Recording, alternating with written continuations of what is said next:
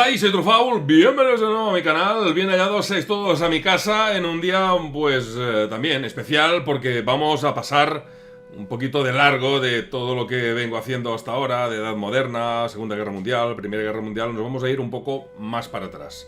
Bueno, digamos que un poquito, mucho más para atrás, porque vamos a hablar un poco de la época medieval. El título es muy claro, ¿por qué los atacantes masacraban durante 3 días una ciudad asediada si ésta no se había rendido antes de ser tomada? Y es que muchos hemos visto series del tipo Juego de Tronos, por ejemplo, o similares, en la que nos encontramos con asedios a castillos, con ataques que fructifican y otros que no. El caso es que el gore está garantizado en estas series, pues esto de cargarse al enemigo pues con las manos o con una maza o con una espada o con un cuchillo, pues bueno, nada o poco tiene que ver con lo que ha venido sucediendo este sangriento siglo XX. Y no es que ahora seamos menos bestias, ni mucho menos, pero ya no se libra el tipo de combates cuerpo a cuerpo en los que los caballeros eran los protagonistas a caballo de sus blancos corceles. Al igual que ahora, en nuestros días, pues, bueno, en días de la Primera Guerra Mundial y por supuesto la Segunda, había reglas no escritas, aunque algunos se las saltaron, obviamente, unos y otros, sobre el comportamiento en combate y las consecuencias de no hacerlo. Pero durante los asedios que ocurrieron en la Edad Media, estas cosas estaban mucho, ¿cómo os lo diría?, un poco al libre albedrío. Pero otra pregunta dentro de la pregunta. ¿Con qué frecuencia los atacantes masacraban a los habitantes de una ciudad cuando era tomada? Y es que había, aunque no os lo creáis, una regla no escrita para esta clase de casos, ya que si una posición fortificada, ciudad o un castillo o lo que sea, pues se rendía a los invasores sin prestar batalla, la ciudad se salvaba, el castillo se salvaba, lo que sea, en teoría, eso, en teoría, pero en la práctica la mayoría de las veces era así. Y todo seguía como siempre, salvo que a lo mejor pues les hacían pagar algún tributo o por la protección que les iban a dar o lo que fuera. En cambio, si se rendía tras haber sufrido X días de asedio, se les aplicaba una tasa sobre los días y los costos del asedio en sí, que parece un cachondeo, pero es verdad, y debían de pagarlo sí, o exponerse a venganzas indeseadas. Ojo, porque si no podían pagar, la venganza era muy clara. Te quemaban el edificio, te quemaban la ciudad, te quemaban lo que fuera, pero era pasto de las llamas sí o sí. Y la tercera, y digamos la más salvaje y la más terrible, es que si el castillo fuerte o ciudad amurallada no tan solo no se rendía, sino que encima era conquistada a la fuerza y al asalto, a lo que vosotros queráis decirle, allí sí que se abría la caja de Pandora, ya que entonces el lugar era motivo de saqueo durante 3 días y 3 noches, pudiendo los soldados atacantes matar, masacrar, saquear, violar, bueno, todo lo que hubiera dentro del recinto.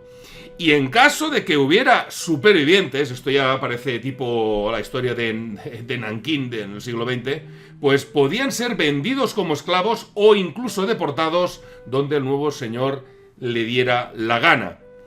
Y estas reglas estaban ahí por alguna cosa, no os pensáis que era todo una salvajada y que no había buen entendimiento. No, estas cosas estaban allí por alguna cosa y por deciros, fijaros lo que os voy a decir, lo más habitual era la negociación o una defensa hasta que vieran los defensores si podían aguantar los atacantes o calcular qué fuerza poseían los atacantes. Si se veía que al cabo de poco iban a perder, la ciudad se rendía y ya está. Se salvaba del fuego, pagaban la correspondiente multa o el correspondiente, un poco lo que os he dicho hace un momentito, el correspondiente pago conforme los días pues, que habían estado asediados.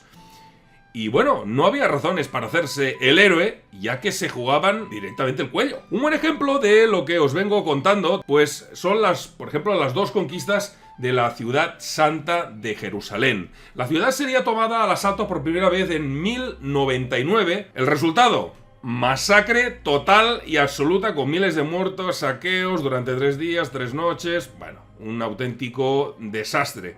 Pero más tarde, cuando Saladino reconquistó la ciudad en 1187, los inicios de la toma de esta, Jerusalén puso una cierta resistencia, pero en comprobar Balián d'Ibelín, que se iba a perder la ciudad. Sí o sí, en cuestión de días decidió abrir las puertas y rendirse. Por tanto, a Saladino no le quede otra que no asaltar la ciudad y dejar que los defensores y habitantes que lo desearan se marcharan libremente.